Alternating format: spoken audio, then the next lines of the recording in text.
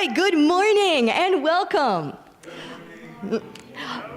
Hello, my name is Elisa. I will be your MC today. I'm pleased to welcome those here in Community Center and those joining on Facebook Live and YouTube to Kansas City Oasis. Since 2014, Oasis has been the premier secular alternative to faith-based communities.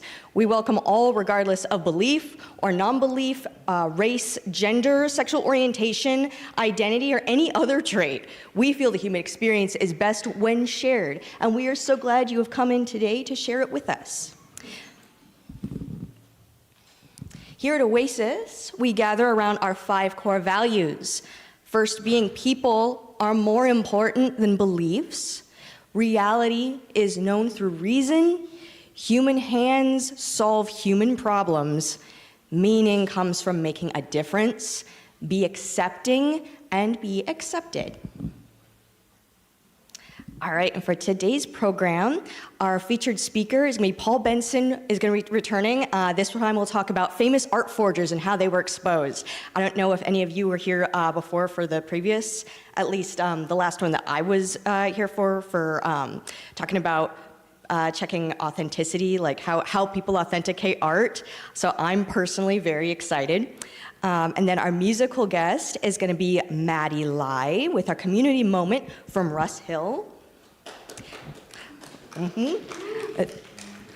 Maddie Lai is a singer-songwriter from Overland Park. She is a former art as mentorship student. She's also taken the stage at local concerts and festivals, including Maria Ramos, is it Ramos? Ramos, Ladies Rock Concert, the Plaza Art Fair, and Lyrical Bells. So please give a warm Oasis welcome to Maddie Lai.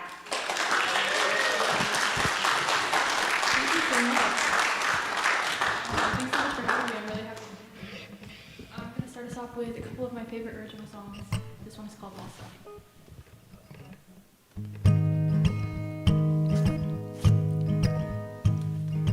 Small talk and TV light. The dogs have come inside.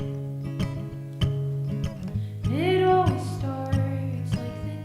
I think we feel good. I think it's understood. Turns out to be. You're saying something.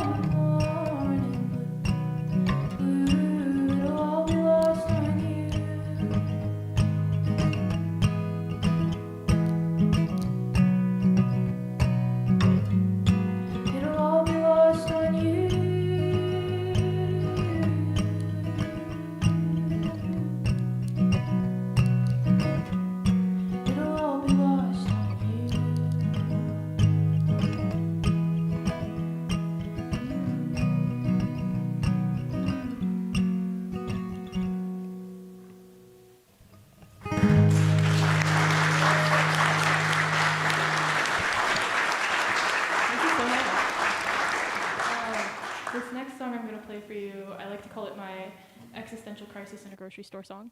I did write it after going to the grocery store in the middle of the night, as one does. And it is called Target, as it should be. Yeah.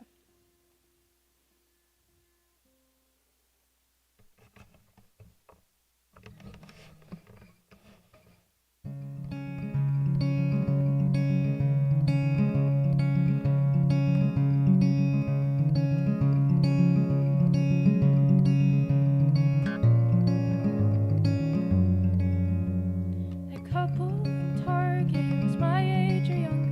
Their steps were in rhythm, his arm round her shoulder, and the way that they spoke, too quiet to hear. I swear that they know it's forever.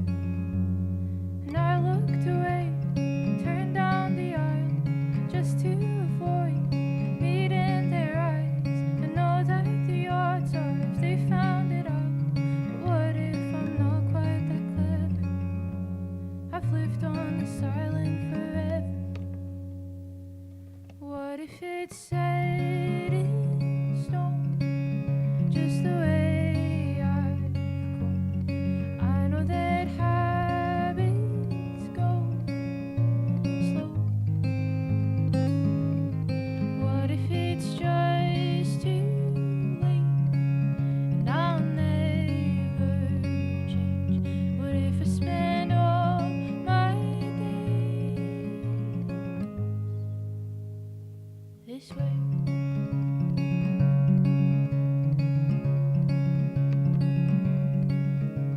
So I ran for the exit, I ran for my life, locking the car doors when I got inside. Fist on the wheel, my knuckles were white, and all that I knew was their retreat. And I blamed the hour and the way I was raised, the trick of the light at the end of the day.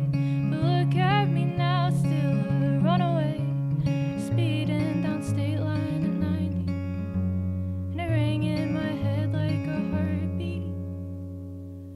What if it's set in stone, just the way I've grown? I know that habits go slow. What if it's just too late and I'll never change? What if I spend all my days this way?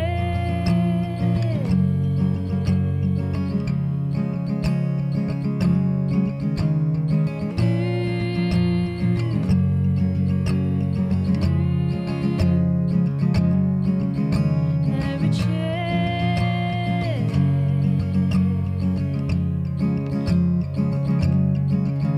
to the grave.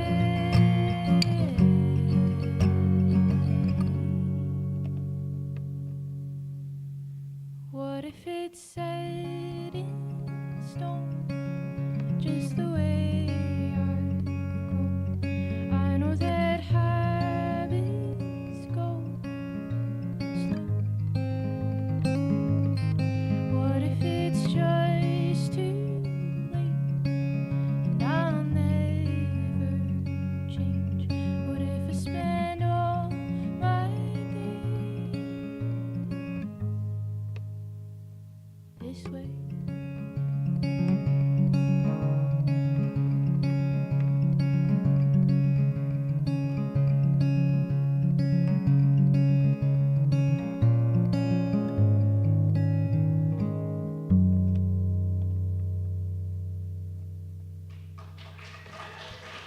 Thank you so much.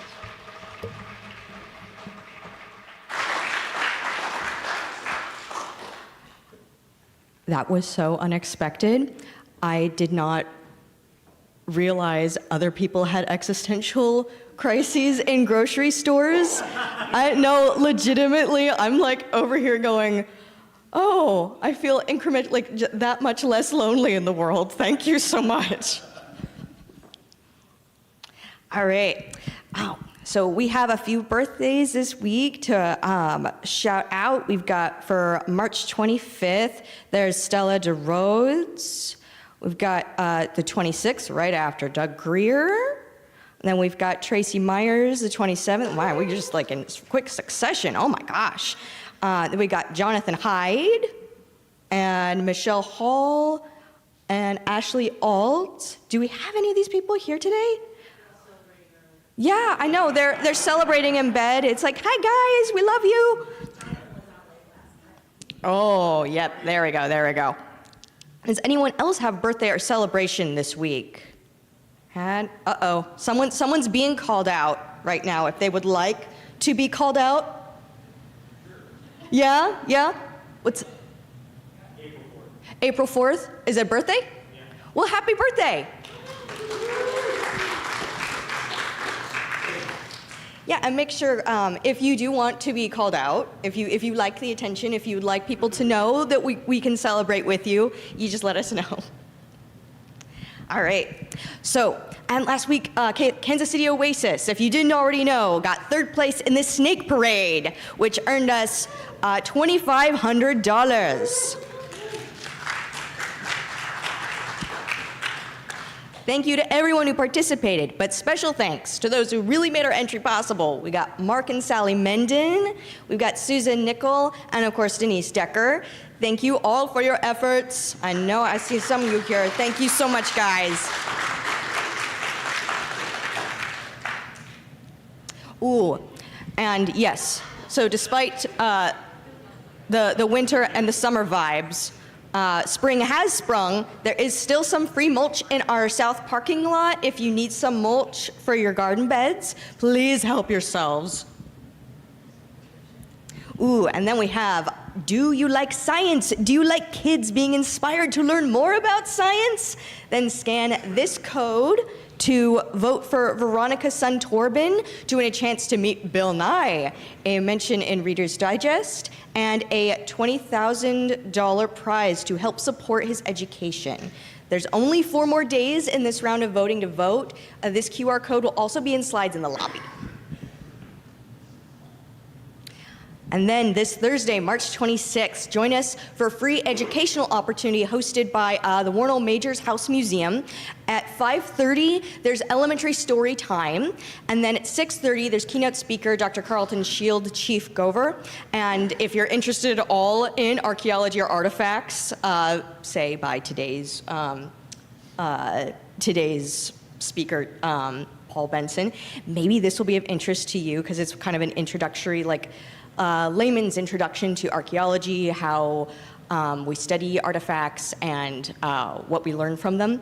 And as well, if you can't make it quite to the keynote presentation, or if you're not elementary and you're not attached to anyone in elementary, it is like open house, I believe, from, I think it's 5 to 7:30. So you can just go into the house and look around and become educated. And then next Sunday is our Service Sunday blood drive.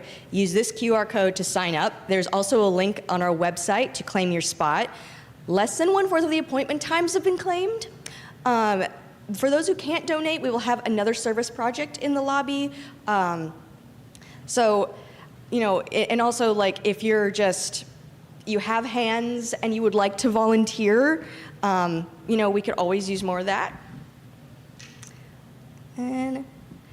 And then next day, right after that, March 30th, will be our monthly Monday musical. We will watch and sing along with Moulin Rouge. And if none of you have seen, if anyone has not seen Moulin Rouge, I'll put it this way, if you like a dry musical, maybe not this one. If Andrew Lloyd Webber is not over the top enough for you, maybe yes, this one. Ooh, and save the date. Do you have valuable art or other valuable items in good condition to donate to our 12th anniversary silent auction? Please do. We're getting close and we need a lot more items. Please begin bringing them on Sunday. See Julie Samuel Lambert or leave items in the library. Julie's not here, I see. No, I don't see Julie. Okay. But yeah, see Julie Samuel Lambert. If you don't know who she is, ask everyone knows Julie. Leave items in the library. The potluck, also same time. The sign up for that, for sides and desserts, has also been published in the private group, and we'll have an hour of music from Jamogi and the Jammers. Oh yes, and the camp out. Make your reservation now. Make your reservation now if you want to join us for an Oasis camp out at Watkins Mills State Park. More info and their website can be found on our event or on our website. This will be the last weekend in May, Friday, Saturday. And it's also got, it's not just camping, it's a really cool site. It's got lots of historical goodies there too. Ooh. And that brings us now, we've got our community moment.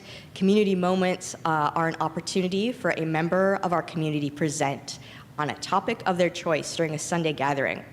Topics can be related to your profession, to your hobbies, travel experiences. If you're passionate about something, if there's just something that you want to share, something you would be like, oh, I'd love to share this with friends. I promise you we're going to be interested in hearing it, especially because it's I think nowadays, if you're used to streaming and algorithms feeding you what something thinks you always want to hear, it's so cool to hear a real person talk about their real life and be like, this is something maybe you didn't think about, but this is what's going on with me, and it's so refreshing. Me personally, I love it. Topics, like I said, anything that you're interested in. Sign up on kcoasis.org or talk to Roger Pick. Yes, there we go. Hello, Roger. Thank you. So for today, community moments, opportunity for a member of our community to present on a topic of their choice during Sunday gathering. Today we will hear from Russ Hill. Russ's 3 words to describe himself are intentional, affirming, and present. And if he had a warning label, it would be the added fat is for flavor. All right, so let's bring up Russ Hill. Thanks. Hi, I'm Russ. I'm a real person. I clicked the link. I'm going to talk to you today. I presented last year, and I talked about Inglewood Arts. I run the performing arts space there, and we do all kinds of live music and poetry and drag shows and theatrical productions and all kinds of stuff. But today I want to talk to you a little about my other project, which is called Lavender Studios. Let's see if I can get this. Hey, I made that. Lavender Studios was an idea that came from me and a previous partner that I had. We ran an organization called the Midwest Feminist Art Collective, and it was about empowering female and queer voices. And it was such an amazing experience in the art world, visually creating and collaborating together with other artists. And I'm an audio guy. I run sound and do lights and stuff. I was like, well, how can I get involved in kind of this organization? And what came of that was like, oh, well, what if we had a studio or a venue for live music for women and queer artists and things like in marginalized communities? And I was like, okay, great. There was just a snag, and the snag is, well, I'm poor. So I couldn't just start a venue. Like I was like, okay, well, how do I do this? So what I did was took my resources, what I could, and the experience that I have, and I started one in my living room. So I've converted the upper area of my home into a live music venue and an art gallery. And so I'm just going to show you a couple things and my love of collage that you'll see here. But every Sunday from 2 to 5, I invite out a visual artist or a maker or crafter or somebody in the arts and a musical guest to present and perform and just share their story. And the thing that I want to kind of drill down to with these experiences is having an honest conversation about art. And for a lot of people, art is an expression. It's a way to get your feelings out. It's a way to show the world who you are. And that can be a tough topic for a lot of people, depending on who you surround yourself with. And so, much like all of you here, I like to surround myself with people who are accepting and who want to hear your story and want to empower you so you can do what you want to do. You follow whatever dream that you have. So I'm just going to go through some slides here. Some of these people, they've all been here. Gracie Caggiano is fantastic. I've had her out a couple times. Danielle Ate the Sandwich, if you know her, she's amazing. Up in the top there is Kat Ridgway. It's a duo out of Orlando, Florida. They had a show cancel like last minute, and they found me on the internet and asked if I could host them in my house venue. And I was like, sure. And so they came out and melted faces. It was great. Here's another one. There's Fox Lynn, Danielle Ate the Sandwich, and just having a good time. There's Jason Radford in the back. You can kind of see him there. This is Sister Bot, and we've done this every week since June of last year. So there's a lot of these. We've done some outdoor stuff. This is my backyard. Get the campfire, get the s'mores going, and just bringing in all kinds of people to share their story. These are all musicians that have just showed up and had a great time. There's Jamogi and the Jammers down there at the bottom. But you can see just tons of people coming out. There's Skippy. I don't know if he's been out here, but he's amazing. Tracy Myers there in the corner. You can see her. I'm trying to think who else has been here. But anyway. But a big part, hey, there's Maddie Lai. But a big part of what we do is it's not just the music, but it's also the conversations about art. Sometimes we have a little crafting hour where we make stuff together, so you can see them kind of around the table doing something. And then we have artist talks, where I give kind of space to visual artists to talk about their craft, to talk about their process, what inspires them, all of the things that you would want to know about these amazing people who do amazing things, and let them do their thing. And so part of this is, I don't want to call it a podcast, but we film it and we record it and then we put it out on the internet, and you can listen to it as a podcast. But these conversations, they're meaningful and they're introspective, and I appreciate that. Another thing that we've done is up here on the left, this is a little maker space that I created so we could start creating merch on our own, like not having to order out bulk, I need 100 shirts or whatever. I could just make one. Here's one. I made this one. I made it. Okay.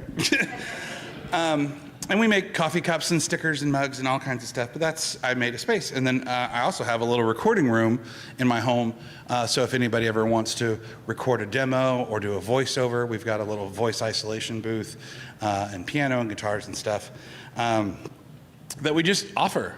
You can just use it. If you want to record something, come hang out with me. So this, if you're interested at all, it's Sundays from 2 to 5, right after this. Today we have Angela Brown. She owns a company called Creative Wares and Things, and she does water marbling. If you've never seen it, it's like basically putting paint or oil on top of water and kind of moving it around. She's going to talk about the suminagashi method, which is a Japanese method of water marbling, using your breath to create paint on oil or paint on water. Which is really cool. She's also doing gel plate. I don't know what these things are, but she's going to come and show us, and she's like, make sure you're going to get your hands dirty. I was like, okay, great. And we'll have the band Facing Giants will be out today. You can kind of see some of the other artists this is just what's coming up next. Phil Dunn is amazing visual artist. I believe he's over at the Inner Urban Art House. She Speaks in Tongues will be here next week. Hillary Holt, who is the executive director of the Black Comedy Fest here in Kansas City. She's going to come out and talk about her experience. We've got a couple hip-hop artists, Dwayne Golden and Law Gator. After that, we got Guinevere and Charlie Cloud. Amazing, amazing performers. And then I really want to highlight April 19th. You should all come to this event. Dr. Kelsey Miles is coming out. She's a PhD chemist and chemistry teacher over at Avila, but she is a nationally awarded blues player. And she is going to do a double feature where she's going to do a science experiment with us and we're going to talk about the chemicals of making music. And then she's going to play for us, and she's amazing, and she's won all these awards. So think about that. After that, Poppy Flowers, Nick May, fantastic artist and saxophonist. And then Chico Sierra and Chaos and Red. It's going to be super, super fun. We do this every Sunday. We've been doing it every Sunday since last June. It's been really, really fun. I do have some statistics here.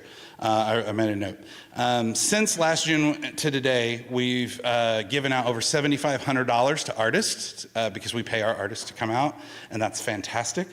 We've given over $1,200 to local organizations through charitable contributions, and we've had over 67 events that include this Sunday session, but also a few other events that we try to host and help people out with. If you're interested at all in learning more about it, come see me. Go to any of these things that are up here. They're all, it's pretty simple. It's at Lavender Studios KC, wherever you go and find it. And do I have anything else? I don't. Okay, let's take a break. Thanks.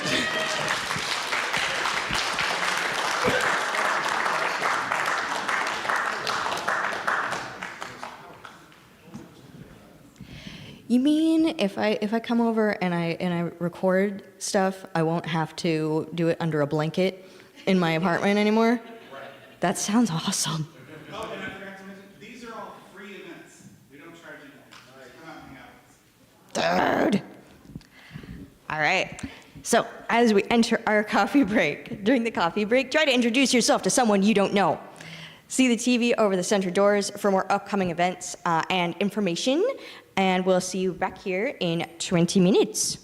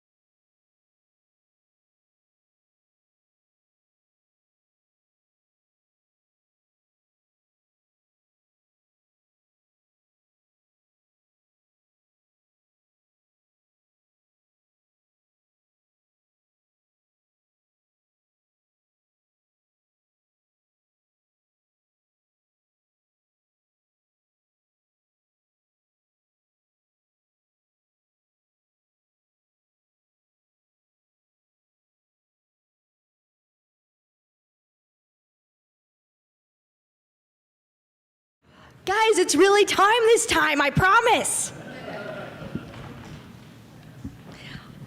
All right, we got everybody here. Beautiful. At this time, let's welcome Maddie back for another song. Sorry, go on. Mic's not on. There we go. Cool. This is a song I wrote about an old friend. It's called Myths.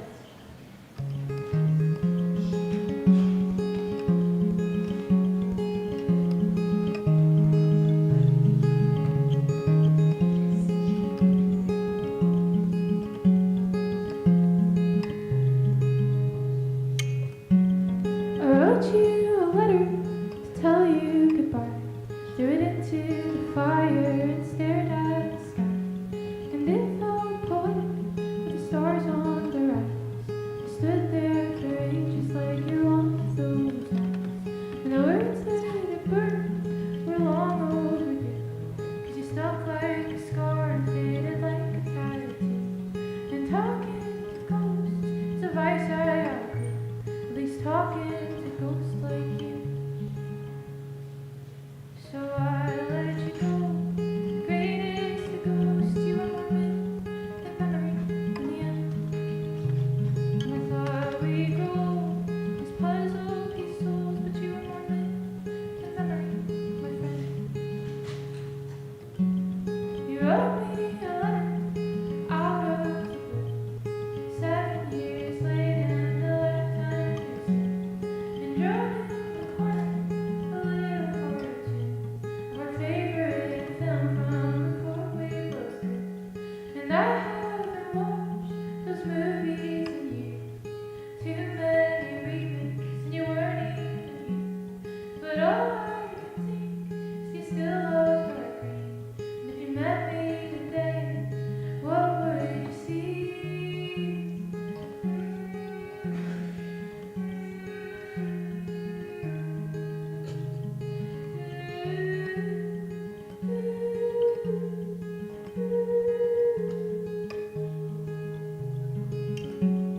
And I passed your exit the week before last, out on K10, and I nearly crashed. Time's gone by and I grew up too fast, but you seem the same, still a kid in a class. So what do I owe you? What can I afford? 'Cause some piece of my soul is still tethered to yours. And I know I'm to blame, 'cause I took it too far. Spent too many nights with your ghost in the car. So I let you go. The greatest of ghosts, you were more than the memory in the end. And I thought we'd grow as puzzle pieces, but you were more than the memory. That is the memory. It's been the memory. Old friend.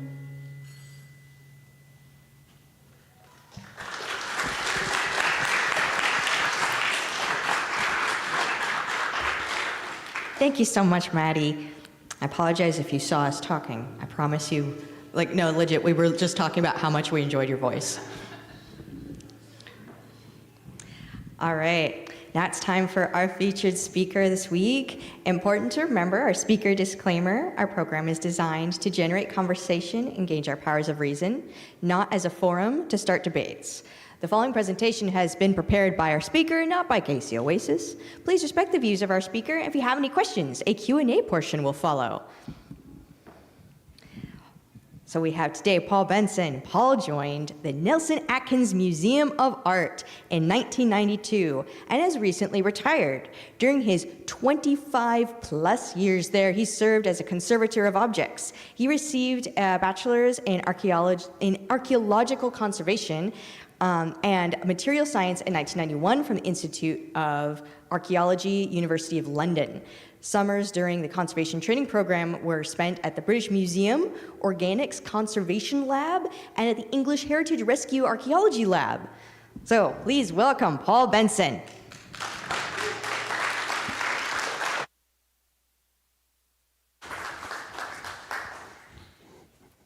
Thank you. It's a pleasure to be back here again. When we think about forgers, people automatically think of them as kind of like a Robin Hood, robbing from the rich, but instead of giving to the poor, they give to themselves. There's all kinds of motivations for forgeries, and we're going to go through some of these, and I think it'll be self-evident once we get going here, how some of these guys got tripped up. Well, this is the topic we're going to talk about today. The first person we're going to talk about is a fairly well-known art forger. This is from the Renaissance. This was a man who was a pretty good artist. You may have heard of him. Unfortunately, he didn't have steady work. He had some commissions, but he needed steady work for a living. So he decided to forge a piece of Roman art. Roman art was very popular in the Renaissance. Everybody wanted it. So he got a piece of marble and carved a sleeping Cupid. He sold it to a dealer after he buried it in a pile of manure for a while and treated it with acid to give it its proper age. The dealer sold it to a cardinal in the church. The cardinal loved it, thought it was original. Once the cardinal said it was original, the forger came back and said, "Ha ha, fooled you. That's how good I am." Well, the cardinal should have been mad. He was a little perturbed at the dealer for selling him this, but at the artist, he wasn't particularly mad because he said, anybody with that much God-given talent shouldn't be penalized. He should be appreciated. So he did get commissions after that. Probably his most famous work went on to be that. And of course, now you know who the forger is, Michelangelo. That's how he started out. And that is a sketch of what the Sleeping Cupid probably looked like. Unfortunately, it doesn't exist anymore. It was destroyed in a fire in England. It was eventually ended up in an aristocrat's house over there, and it burned down, and it was destroyed. This is a man a little more recent than this. He was an illustrator. He actually did the illustration for a comic strip named Henry. I don't know if anybody remembers Henry. It was around for a long time. He actually knew Norman Rockwell. Norman Rockwell was a very popular artist. He actually, Don actually knew him personally, and he purchased his painting from Rockwell, and he paid $900 for it. And this, as it turned out, this was probably the second most popular painting that Rockwell ever did. It appeared on the cover of many, many magazines all over the world. Well, Don eventually got a divorce from his wife. And unfortunately, during the divorce, the judge decreed that they had to split the art collection. Well, so Don gave his wife half of what they had. He kept the other half. Everybody was happy. Unfortunately, she got the Rockwell. Well, she decided to send the Rockwell around the U.S. on tours. Everybody loved it because everybody loved Rockwell. But some people said, no, it looked a little faded. It's just, I don't remember it looking quite like that. And everybody said, well, it's just because it's been over-cleaned. Everybody just thought it was, there was nothing wrong with it. But they was happy. Well, Don eventually passed away, as we all do, and his three sons went to his house to clean out the house and put it on the market. Well, while they were there, they found a secret room behind a panel in the living room, and lo and behold, there was the Rockwell. Well, as it turned out, he didn't want to give his Rockwell to his divorced wife, so he kept the original, and painted another one and gave it to her. He did that with several of the paintings that he had. So there they are, side by side. I would say he did a pretty good job. Well, you tell me.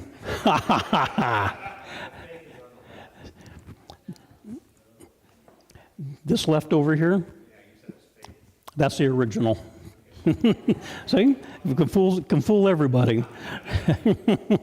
And eventually, this painting sold for $15 million, so the $900 investment actually paid off pretty good. This man, Denis Vrain Lucas, was a French law clerk. He loved history, and his forgeries were so audacious, he should have been exposed after the very first one, but he happened to find a very good buyer for it. In fact, the buyer ended up buying 27,000 of his forgeries. Now, obviously, he didn't do paintings. He did letters and autographs. This is the man that bought them all. This was a gentleman, is a mathematician, a well-known, world over mathematician. But I don't want to offend any mathematicians in here, but sometimes mathematicians can be a little odd, and this man was. He loved everything French. French was number one for everything. If there would have been French fries in those days, he probably would have owned a potato farm, but he was a scientist, and he had a blind spot. Well, he and Vrain Lucas met at a reception, got to speaking to each other, and Chalais here made a comment about he thought that it was a Frenchman actually devised the rules of gravity and not Sir Isaac Newton, because Blaise Pascal was French, and the French, he was sure, came up with the idea of gravity first. Well, that gave Vrain Lucas an idea. He needed some money. He was an expert on history, so he decided to write a letter from Blaise Pascal that was 20 years before Newton came up with his theory, saying it was written to a scientist in England describing the theory of gravity. Well, this mathematician he couldn't believe it. He could actually prove now that a Frenchman, instead of an Englishman, actually came up with gravity. Well, this went on for a while, and Vrain Lucas actually got a little bolder. The mathematician here, he was a history buff also, but a Frenchman. So he started coming up with letters from just about every French person you could think of. And then the Frenchman just kept buying all these things. Whatever he came up with, he bought. Well, he decided to expand his repertoire a little bit and start getting into historical figures. So he started forging letters by Galileo, Alexander the Great, Cleopatra, Caesar. And the most amazing thing about this, all these people wrote in French. And not just French, but New French. There was an Old French and a New French, like there was Old English and New English. All these people wrote in New French, so the letters could be read, and they were written on paper. A paper that was watermarked. Paper didn't even come to exist in this part of the world until probably the mid-1300s. So there was Alexander the Great writing a letter, in French to somebody. And there are examples of some of the letters that he wrote. Well, the story goes that the French scientist was a member of the French Society for Scientists. Well, they were afraid that they were all going to be thought of as quacks if they didn't expose this forger. So he was exposed, and unfortunately, the Frenchman just went on and kept believing it, and he couldn't believe that this actually happened, that he was actually duped 27,000 times. But it just goes to show, if you believe hard enough, you can believe anything. Now, this man a lot has been written about him, so some of this may be familiar to you already. Hans van Meegeren was a relatively obscure artist in Holland before World War II. He was actually a pretty good artist as far as selling art, but the critics didn't think he was particularly good. Well, also about that time, there was a real craze for Dutch artists of the golden age of Dutch art, 17th century, and a man named Vermeer, who you think you probably heard of. Well, Vermeer died fairly young, had a very small output, and everything was kind of Dutch-related. Well, the critics said, all the artists of that time period went to Italy, so they could have been influenced by the Italian school, but there was nothing in that, there was no known Vermeers that had any Italian reference. So van Meegeren said, since there aren't any Italian pictures by Vermeer, I'm going to paint one. He said, nobody knows what they look like, so nobody will know if this is a forgery or not. So he developed a technique which was actually very clever. This is one of the first times that there was really some science behind the forgeries. Oil paints dry very slowly, and one of the tests for an age of an oil painting is to try and stick a pin in the paint. And if the paint, if you can make a dent, it probably means that the painting is less than 50 years old. If you can't put a dent in it, it's probably 50 years old or more. So what he did some experiments. It took him 6 years to do it, but he actually mixed phenol and formaldehyde together along with some lilac oil. Well, the phenol and plus the formaldehyde is Bakelite. It's a plastic. You've probably all heard of Bakelite. Well, so he painted basically with pigments in Bakelite. It dried very quickly. He put it in the oven. It dried very quickly. It cracked the way that it should crack. So as far as looking at it, everything looked just fine. Well, he finally took it to somebody, and they bought it. The critics all said, "I can't believe you actually found an Italian school of Vermeer." So he would all of a sudden, and then Van Meegeren was rich. He sold the painting. Well, he got to be so good that when the war started, a man named by the name of Hermann Goering, that you probably know, he was supposed to be going around Europe purchasing paintings for Adolf Hitler's proposed art gallery in Austria, but Goering was also buying for himself. So he saw this, he bought it. So he bought other ones. He actually traded 200 other modern Dutch paintings for some of these fake Vermeers. Well, everything was going fine until after the war. And this is what one of the Italian paintings looked like. If anybody knows Vermeer, what Vermeer's look like, his Dutch period school paintings, the Italian period looks nothing at all like the known Vermeers. Well, when the war ended, the Dutch were a little unhappy with Van Meegeren for selling a national treasure to a Nazi, so they wanted to try him for treason. They slapped him in jail, and his defense was, "I'm not a traitor, I'm a hero. All I did was forge these paintings. I fooled Goering, I took his money, I saved over 200 pictures for the country, so I should be a hero, I shouldn't be tried." Well, nobody believed him. He said he's just, he's an average good painter, but nobody believed it. And unfortunately, some of the leading critics in art history didn't believe him either. They said, these are real paintings. They did the scientific tests on it. It was old enough. It was on the right kind of, it was either a canvas or panel. I don't remember which. So but the best he could do was, he said, to prove his innocence, he just repainted it while he was in jail. I mean, that was easy enough. So they gave him the paints, gave him the time to do it. And this is a picture of him. Now, not quite so jaunty now that he's been tried, but eventually they figured he did paint it. They also did some scientific tests on it. They found out that some of the pigments he was using were not period. That was one thing he had to be very careful of, using, say, lead white was his downfall. Lead white is a pigment that was available forever. It's been one of the oldest pigments around, but it contains a lot of contaminants that modern lead white doesn't, because it's better refined these days. Well, unfortunately he used the old lead white, and he proved himself. Yes, I'm just a forger, but his victory was short-lived because he died while he was in jail before the trial finished. So, and he didn't get much out of it, unfortunately. The next person, Mr. Lara here, he was a Mexican gentleman. He worked in a museum. He was very good at making things. So what he did, he decided that he could make ceramics and sell these pre-Columbian ceramics and make some money.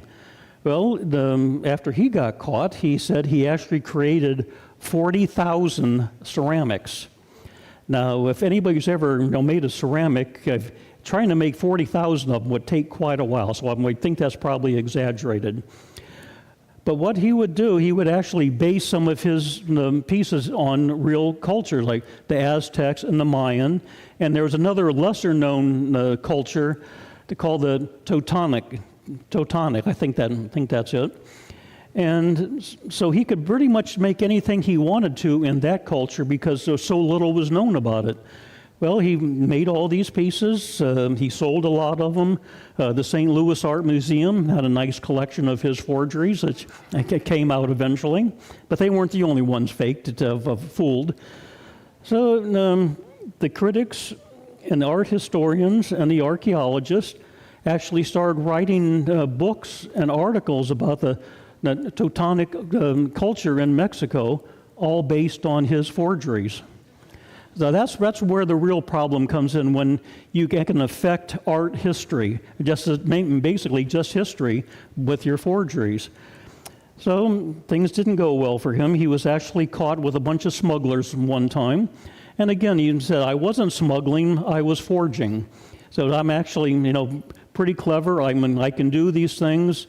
So, don't put me off for being a smuggler. Well, he got out of jail. He was in there for a very short time, and he was hired by an anthropology museum as a restorer. That's somebody who could fix ceramics. And I figured that was a good place to put him because now they could keep a real eye on him. So he probably wasn't going to do what he was going to do anymore. And there's some of his pieces. So those are some of the culture that he created. This next man, Lothar Malskat, he was a real artist living in Germany. You can see his time period there. He was actually hired to do restoration work on this church in Germany, right after World War II. It had been heavily bombed, and they knew that there were some frescoes on the wall because the heat from the bombing was so intense that it actually burned off a lot of the whitewash on the walls, and it exposed the real medieval paintings underneath. So a man named Fay was hired to oversee all the work. Well, Fay was a little bit old and a little on the heavy side and couldn't climb the scaffolding, so he hired Malskat to come and do the work, since he was a pretty good artist. Well, the idea, what they were going to do was remove all the whitewash and then just conserve or restore the work underneath. Unfortunately, they couldn't do that. When the whitewash came off, so did the original medieval paint. So they decided, well, we can do one thing here to cover this. Why don't we just recreate some of the medieval paintings? So that's what they did. They constructed the scaffolding in the room where they were working to block the doors so nobody could come in, or at least give them enough warning when somebody wanted to come in and look at the work. And then Malskat got busy and just created what he thought the medieval painting should look like. And this is some of the work that he did. This is one of his figures. What he did, he didn't really have much imagination, so he based some of his figures on movie stars and his sister. So I don't know whether that's a movie star or his sister, but one of the figures is actually Marlene Dietrich in there. And this was in one of the other paintings. That's a turkey. Anybody see anything wrong with that? Does it look like a turkey? Okay. You remember this church was built, finished in 1370. Turkeys were from the New World. The New World wasn't discovered until 1492. So how could there be a turkey in the 1370 church? So those are just some of the anachronisms that they eventually came to light. Well, it was very successful restoration. Everybody loved it. This is actually Konrad Adenauer, the first chancellor of Germany right after the war. He came for a visit to see the miraculous work that had been done by Fay. They printed 2 million postage stamps showing the restored work. Everybody just went crazy over this. The diocese was happy. I mean, it was just a miracle that they were able to perform this work. Well, Fay was getting all the work, all the praise and glory, and all he did was stand on the ground and just watch everybody else work. Malskat, he said he wanted some of the glory on this too, so he went to the police and said, look, they didn't do the work, I did, that's all my work, and I forged everything. And the police thought he was nuts. So he went to the church and said the same thing. And they just said, no, there's a guy who just wants some attention. Nobody would believe him. So he did the most logical thing he could think of. He got a lawyer and sued himself. And that way it would be sure and go to court. So he went to court. He brought out all these things. He'd actually even filmed some of the blank walls before he put anything on them. So it wasn't hard to say, yes, he did get the credit then for doing this. So he got the credit for being a great forger. He went to jail for just a little while. He ended up going to Denmark or Sweden, I forget, and painting frescoes on inns and bars, that kind of thing, and that's how he spent the rest of his life. All right, these next one, you have to get ready, cover the children's eyes. These are some of the worst looking forgers you've ever seen. If you want to see evil, these are the people right here. Look at those faces. Are those criminals or what? These are the green halves. George is in the middle, the father. Sean is the son, and the mother is Olive. These folks lived in England, just outside of London. Sean was the mastermind of this group. The mother and father were the people who actually sold the work. Sean worked in a little garden shed. In England, your backyard is called the garden. There's a little shed back there. He worked producing things. He loved history, and he made various things and sold them. And his parents sold them all over the country. Sometimes the mother would push the father around in a wheelchair to show him, we're in such bad shape, we have to sell off our family art to pay for his medical things. Next time they would do the reverse. The father would push the mother around with the same story. But they were so badly off, they just had to sell everything. Well, these are some of the things that Sean created. This first piece, the little figure up here, that's called the Armana Princess in the Bolton Museum. They sold that for $38,000. So they knew they were onto something. Well, Sean was so good that he could actually forge just about anything from any time period. He did extensive research. He knew what he was doing. He sold this fawn by Paul Gauguin to the Art Institute of Chicago. They thought it was terrific. He took this piece to the British Museum. It's an Assyrian relief, and that's where things went downhill. Because as you can imagine, the British Museum has quite a few experts on things there. Well, they looked at the inscription on here and said, the inscription isn't quite right, because obviously Sean couldn't read Assyrian. So there were some mistakes there. There were some mistakes here and there. And they figured this just isn't right. So they eventually got back to the green halves. It all came crashing down. The police raided the shed in the back garden. They found all kinds of things. Again, he was forging in all kinds of materials. He was very good, but it just didn't pan out. He went to jail for, I think, 6 years. His mother had a 2-year sentence, but it was good. She could do it on probation. The father didn't get anything because of his medical condition. So that came to a crashing halt. Sean is still producing work, but under his own name now. He doesn't try to make forgeries. This gentleman is an American forger. He's still alive. He was the son of he was an army brat. They moved around quite a bit. And his father died at a fairly young age of cancer. Mark was very depressed because of this. He started having mental issues. He was very close to his father, and all the moving around didn't help much. He never really had many friends. He liked art, so he eventually started getting into making art because he could. That's what he was good at. Well, he was so good at it that he could produce things from just about any style from any period. And he still had a thing for his father. He wanted to make sure that his father got proper credit for things. So he created all these artworks, and usually he went with small, let's say, regional artists who really weren't well named, not names that you would recognize unless you were from that particular area, where he was trying to sell, to give away these things.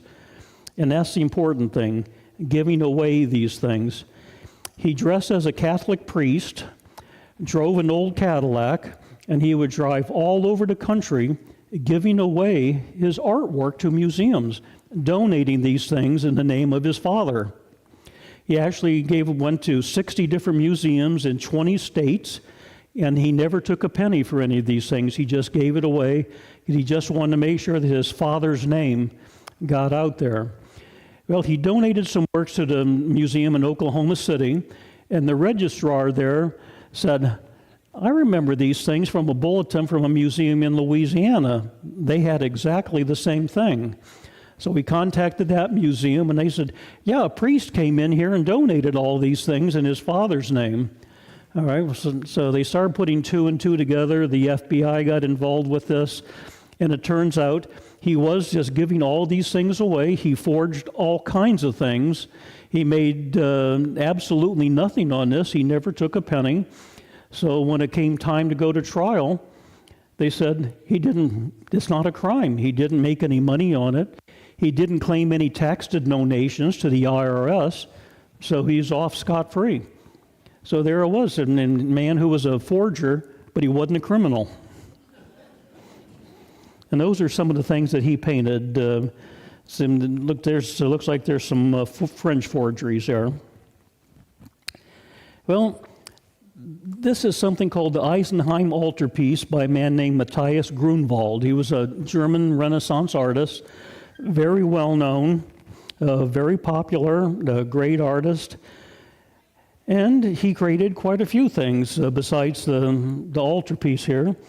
One of the things he created was this painting of St. Catherine. And this is actually in the collection of the Cleveland Art Museum. And it was called, excuse me, The $1 Million Saint. This was back in 1974. And in 74, they weren't doing a lot of very high-priced paintings, but this one, the Cleveland Museum paid $1 million for. So it got a lot of scrutiny.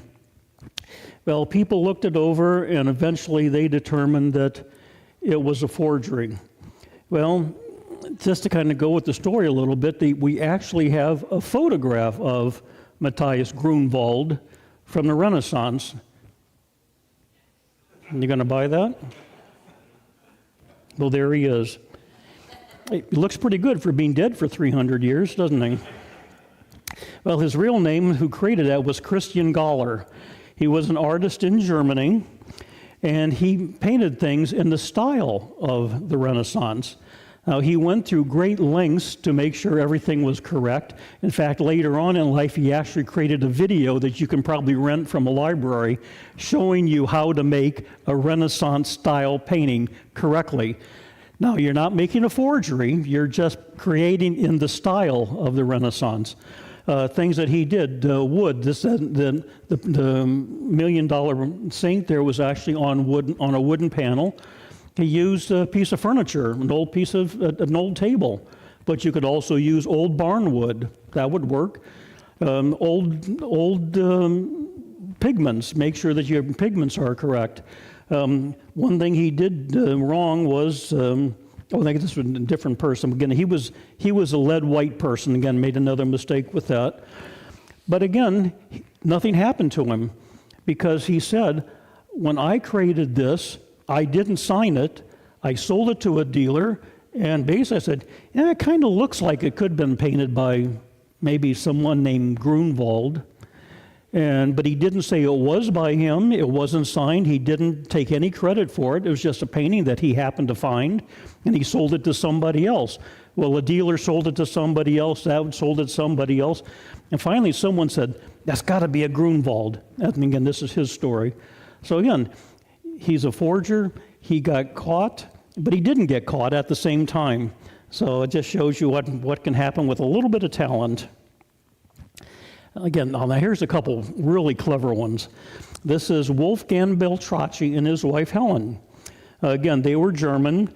His name actually wasn't Beltracci, that was his wife's name. When they got married, he took his wife's name. Again, something a little unusual, but there was a reason for that.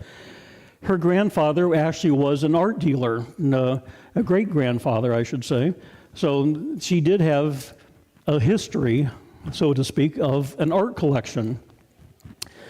Well, he decided to fake things, but the unusual thing that he would do with this was create a history of his art.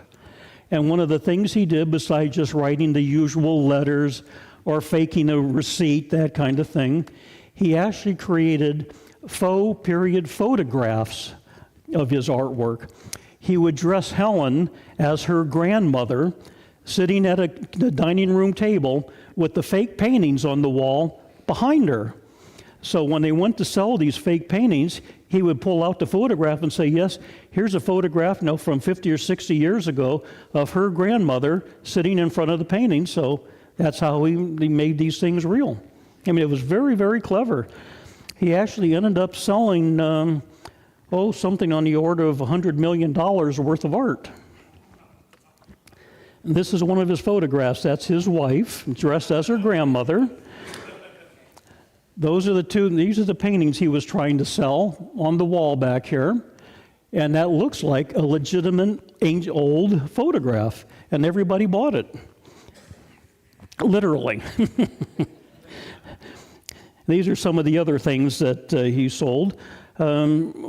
He eventually got caught, of course, and it turned out that he sold a lot of work to celebrities. This is a painting that Steve Martin bought for $830,000. So he wasn't happy, that's for sure, but I think he did get some money back on that. Both the Beltracchis did go to prison for a while, but in Germany they have a little different idea of what prison is. He was sentenced to 6 years, her to 4, but it was a work release type prison. They would have to go to prison at night and sleep there, but during the day they could go out and do things. So I don't know what they did, but I'll bet it was selling paintings. Well, here's a couple forgers. We don't have any pictures of them, William Smith and Charles Eaton, but they are known as Billy and Charlie. Now, you're probably familiar with this one. These two were teenagers who were mudlarkers in London. A mudlarker is someone who goes down to the river at low tide, digs around in the mud to see what he can find. Is there anything down there worth selling that they can collect and sell? Well, they did that for a few years, but again, it's work that you only can do at low tide, so it's only at certain times of the day. You have to dig around a lot to find a lot, and most of the things you find really aren't worth a whole heck of a lot. They probably found 1,100 items which they sold to a dealer and during their scrounging around in the mud. Well, they eventually said, this is too much work. Why don't we just make our own antiquities? It'd be a lot easier than trying to dig them up. So they did.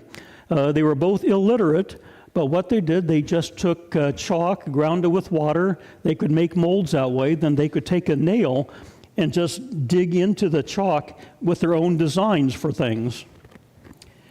And these are some of the things that they made. The pilgrim badges, bronze jugs. They could cast things in lead, particularly because lead melts at a pretty low temperature. It was readily available, so it could work.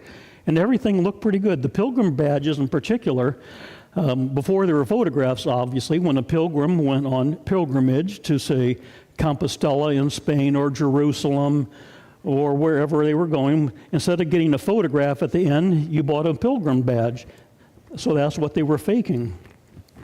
But they were so good. Now they had dates on them. This one's actually dated. Hope I'm not blinding anybody back there.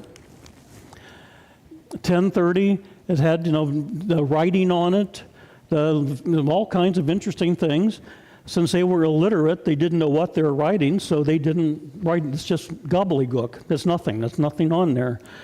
And the date on there, does anybody see anything wrong with the date? It's very clear. It says 1030. There were pilgrimages going on in 1030. But unfortunately, dates in those days were written in Roman numerals. This date is in Arabic numbers, and they didn't know that. So they wrote it for their Victorian audience with something they could read, and it's completely wrong, and that's what tripped them up on this.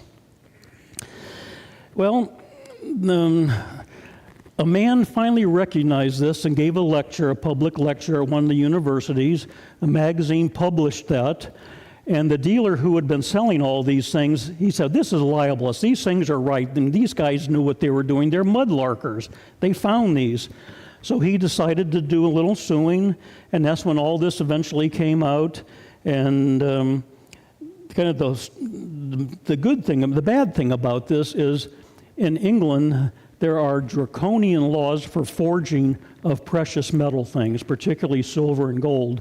But for archaeological pieces, there's nothing. There are no laws against forging archaeological pieces. So Billy and Charlie got off scot-free. Billy died of tuberculosis just a few years later. Charlie just kind of disappeared from history. And they figured all together in all the time that they worked, they probably made about 2,000 pieces. And ironically, Billy and Charlie's are very collectible these days. If you want to buy a fake, you're going to pay a lot of money for it. All right, I'm going to end on this guy, these guys, Myatt and Drew. John Drew was an artist, had a tough life. He taught art in school. He was divorced father of 2. He lived kind of hand to mouth. He didn't have much time to do his own art because his life was just so precarious, being divorced. Sean Myatt, on the other hand, was a very A-plus personality. He lied a lot. He was a sociopath. Nobody could ever figure out what he did. He claimed to be a physicist, but the universities never heard of him. He claimed to be a spy, but the spy agencies never heard of him. He was an arms dealer, but he never sold any arms. But he lived in a mansion, drove big fancy cars, as opposed to Drew, who lives in a tiny little shack. Well, somehow they got together because Drew had an ad in the papers basically, I'll paint anything for $5 or whatever it was. And Myatt saw this and said, this sounds like an opportunity. They got together and said, look, you do the art, I'll do the selling. So that's what they did. Well, the police called John Myatt probably the most cunning and devious man they've ever dealt with. And he had the mind of a real forger. And unfortunately, the whole world of art is still trying to figure out what he did. What he would do was go to museums and galleries and put articles and remove articles, put pictures in, take pictures out of catalogs of art magazines. He would go, then take things out and replace them with the art that he wanted to sell, that John Drew did. So he created a false history of all this art. And he did it so well that nobody knew anything about it. It went on for years. And it was, and still trying to figure out really what these guys did. And they got tripped up because Myatt's wife finally got tired of him. He was just a real blowhard, apparently. So when she left him, she took a lot of the things with him that he was using, rubber stamps, this and that, things that he was creating, all this fake history. She went to the police. The police eventually went to Drew. He opened the door one day on his way to take his kids to school, and there was the police in front of his door, and he broke down immediately, confessed to everything. He incriminated Myatt, so they both were eventually sent to jail. Drew straightened out his life, and now he sells art under his own name. He doesn't try to fake anything. Myatt didn't learn his lesson. He conned a widow out of $700,000, her life savings, and went to jail for that for a while. And he did other things on and off in jail. So that he didn't learn his lesson, but Drew now is on the straight and narrow. And it just goes to show you there are all kinds of reasons for forgery. And I hope you didn't get the idea that it's a fairly easy thing to do, not much of a penalty, I'm sorry to say, but don't do it, please. It's hard enough trying to figure out what's real and what isn't these days with all the new technology. And again, this is the old-fashioned way of doing it, but it was very successful. Thank you.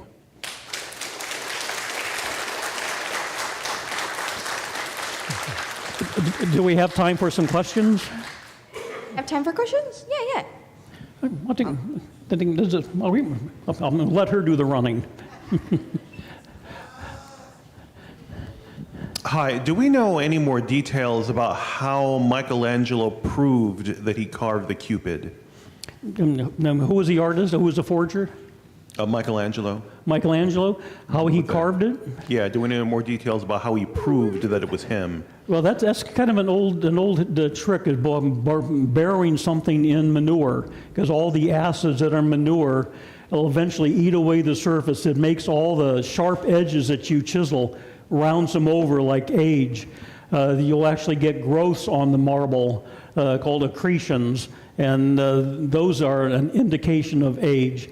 So it's one of those things you can just kind of accelerate aging with acids and just burying things in a dung heap. Among others, there's a lot of other tricks also. Hi, that artist that you said dressed up as a priest to give away things, did they ever find out what his motivation was for doing that? Who was the artist? The guy that dressed up as the priest to give away his artwork. I'm afraid who is it? Which artist? The priest, the American priest, you said he dressed up as a priest and Oh, gave the man away. who dressed up as a priest? Well, his motivation was just to pay tribute to his father. That he didn't want money for these things. He just went around. He had a real attachment to his father. He did have some mental problems when the father died, and this was just his way of saying that he appreciated his father and wanted to make sure his name got out there as much as possible.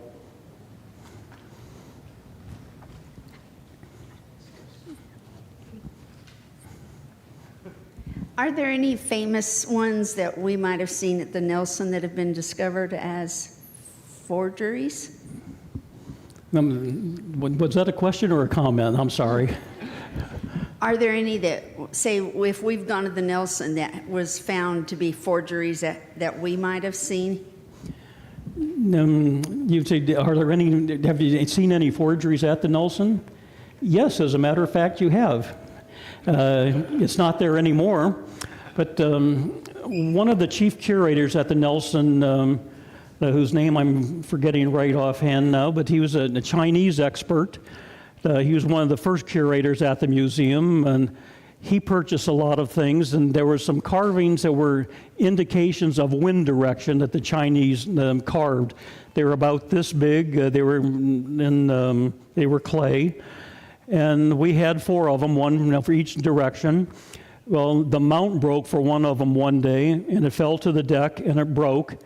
And we decided to take that opportunity, since there was a break surface, to actually see if we could date the piece to see if it really lined up with what he thought it was. Since it would go put back together, we could take a sample from that break surface, and we put it back together. Nobody would ever know it. And it turned out that was a forgery. It was less than 100 years old. It was supposed to have been at least 1,000 years old, if not older. So we took all 4 of them off view, and they're not on view anymore. So that was up there for many, many years. Just kind of an interesting story. It wasn't really a forgery, but if anybody remembers, there's a boat, an Egyptian boat at the museum with people rowing the boat. Well, that was purchased many, many years ago. And it wasn't until probably right around 2010 that a visitor came in and said, they're rowing the wrong direction. And what? Well, the way that the figures were in the boat, they were actually rowing the wrong direction. They were rowing like this. When you row like this, you go this way. But the boat was supposed to be going the other direction based on some other things. And nobody had ever noticed that before. So we don't know whether somebody was trying to fake that or if it was just put together wrong. But that was on display for many, many years, and we actually had to take it all apart, put the rowers back together again, going the right direction. So that was kind of a fun project. All right, got time for one more. Oh, nope. We already got it. Okay.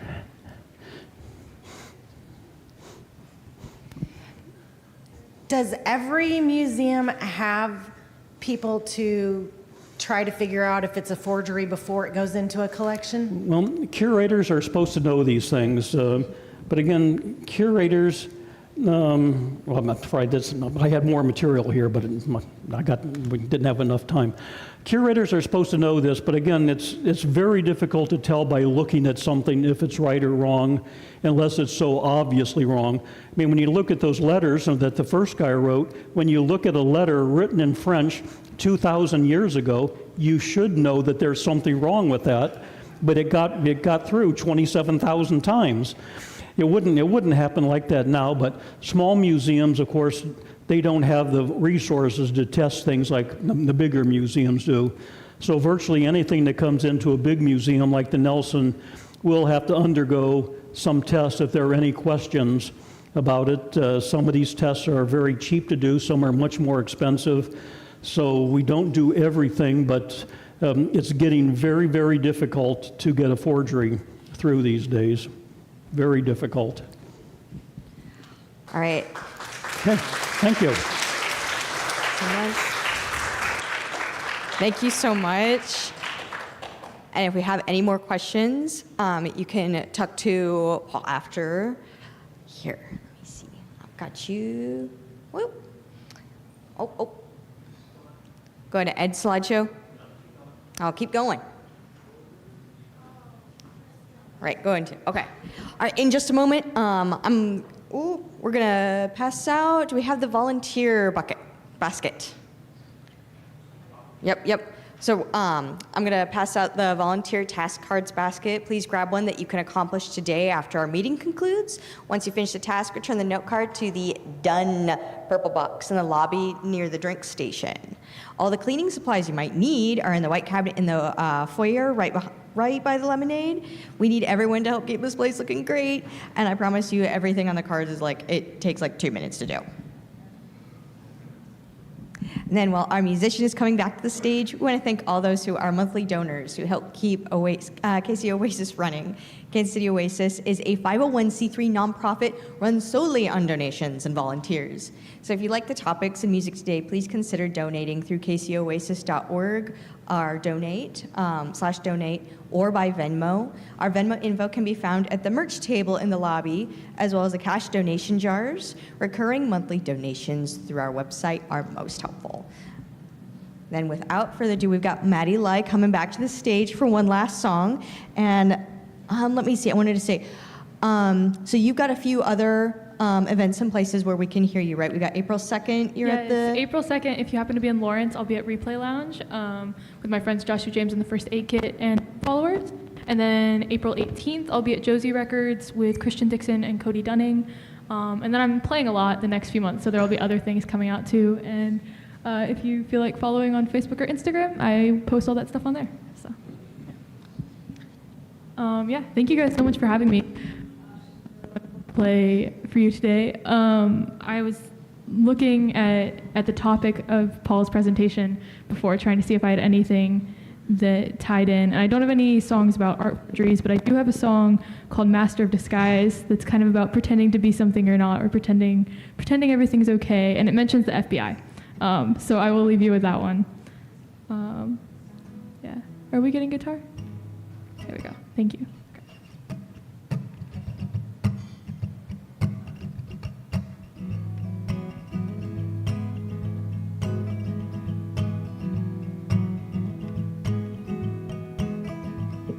I knew it from the start as I watched you break my heart. Every moment in your car with the windows down, we'd shout over the wind, hardly heard a word I said. In retrospect, that was the edge, but still I'd shout. Even as passing all the days in a 90-degree haze, made the summer fade away. So I became a master of disguise, could have fooled the FBI. Every smile reached my eyes. I became a master of disguise, told myself a million lies, and I believed them every time.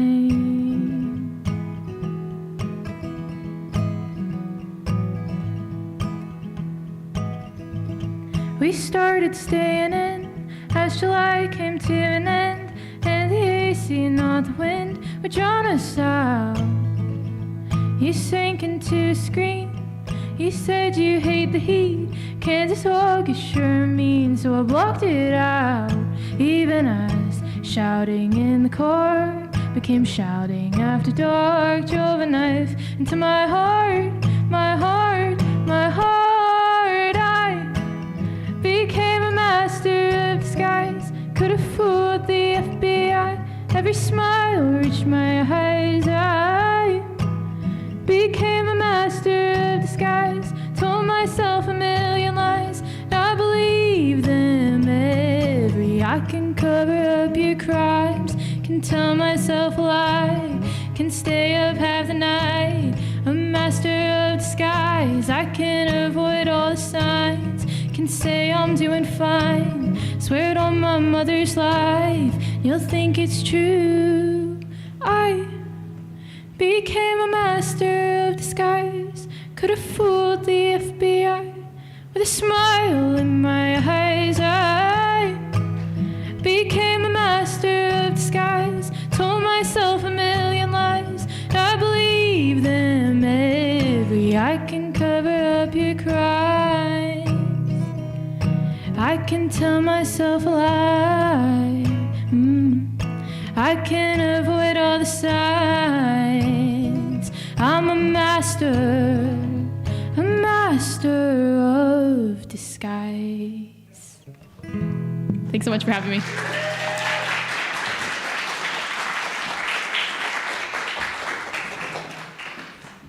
All right, and thank you again. All right, let's see. Okay, so we've got the volunteer baskets gone around. Beautiful. Now join us for lunch at Conrise Public House to continue the conversation, if you like. It's going to be at 4730 Rainbow Boulevard, Westwood, Kansas, 66205. If you have not been there already, here we go. We got our lovely little map up here so you can see. And then next week, remember, next Sunday is our Service Sunday blood drive. So this is 2 weeks after, so 2 weeks from today. So another service project in the lobby. In 2 weeks, our featured speaker, Johnny Rizvi from the National Oasis Network, musical guest Kadesh Flow, and community moment by Ethan Powell and David Krampus.